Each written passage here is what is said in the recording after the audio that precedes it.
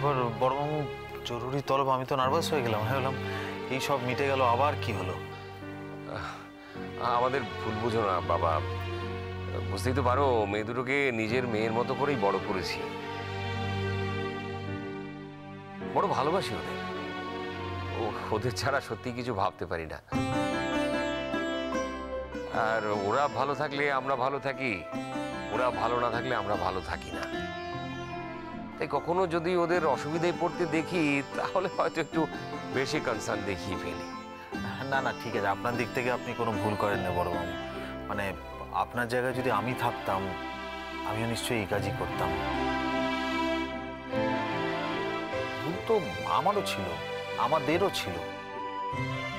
আশা করি নদী আমাদের সেই ভুলটুকু শুধরে দিয়ে সবকিছু নিজের মতো করে নিয়ে সংসারটাকে আগামী দিনে এগিয়ে নিয়ে যাবে। তা তোমার বৌদি কি ওই বাড়িতেই থাকবেন?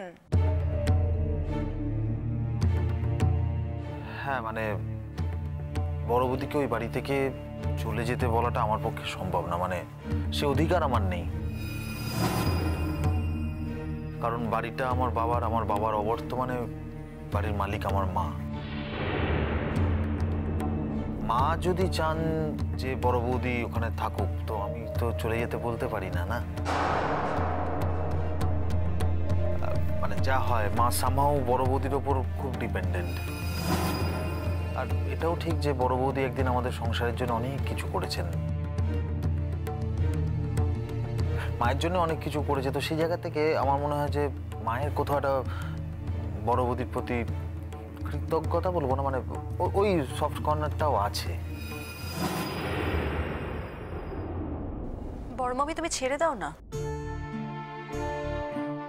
উনি ওই বাড়িতে থাকলে আমার তো কোনো আপত্তি নেই, আর আমি তো কখনোই চাইনি উনি ও বাড়ি ছেড়ে চলে যান।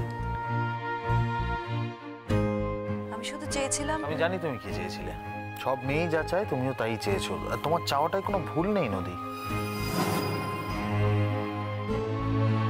তবে আজ আমি এইটুকুই বলতে পারি, মানে তোমাদের সবার সামনে বলতে চাই, মানে এই বাড়ির সবার সামনে, দেখো আমার কোনো সংকোচ নেই যে একদিন, হ্যাঁ একদিন বৌদির সঙ্গে আমার একটা অন্যরকম সম্পর্ক ছিল।